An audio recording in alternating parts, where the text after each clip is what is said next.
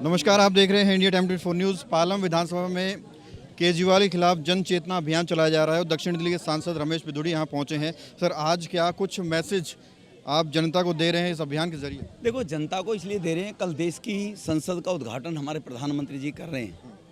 वो लोग जिन लोगों ने कुछ किया ही नहीं, सिर्फ घोटाले किए, वो लोग उसका विरोध कर रहे हैं।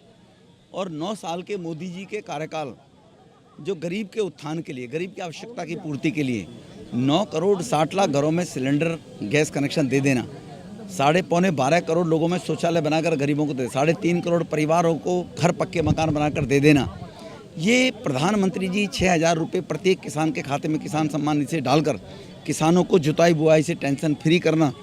पहले जहाँ 8 किलोमीटर सड़कें बना करती थी, आज 39 किलोमीटर सड़कें बन रही हैं। और जो पहले देश के अंदर केवल 7 एम्स थे, आज 22 एम्स हैं देश के अंदर।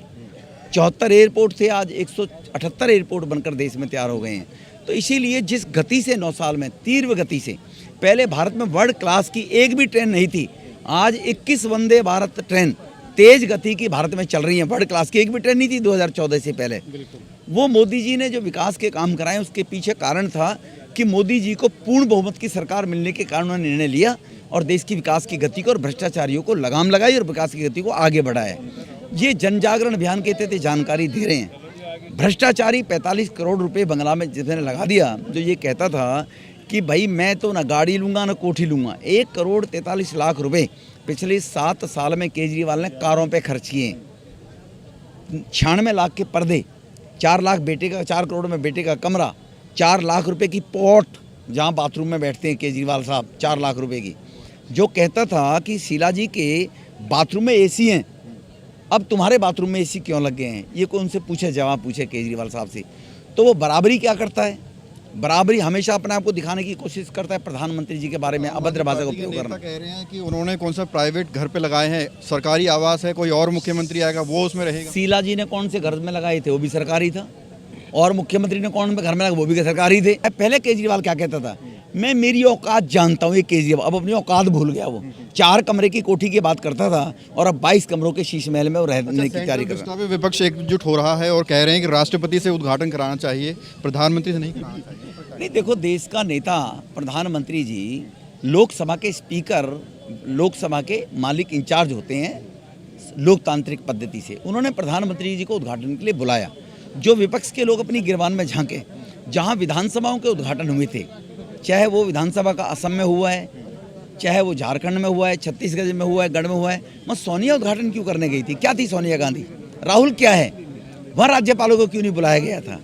तो इसीलिए पहले वो अपने गिरबान में झांके। राहुल गांधी पार्लियामेंट से बाहर हैं, वो घुस नहीं सकते पार्लियामेंट में।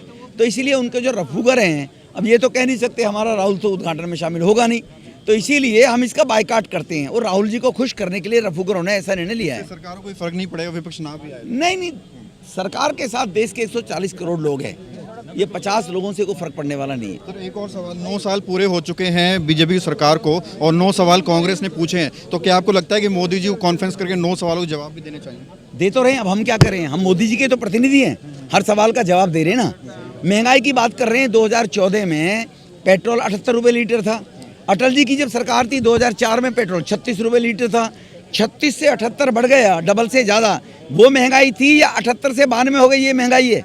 इसका आंसर दे दे कांग्रेस के लोग। नौकरियों पे भी सवाल होगा। नौकरियों पे अभी मैंने अपने भाषण में कहा है 23 लाख हजार करोड़ रुपया जो लोगों को मुद्रा बैंक से लोन देकर रोजगार दिए।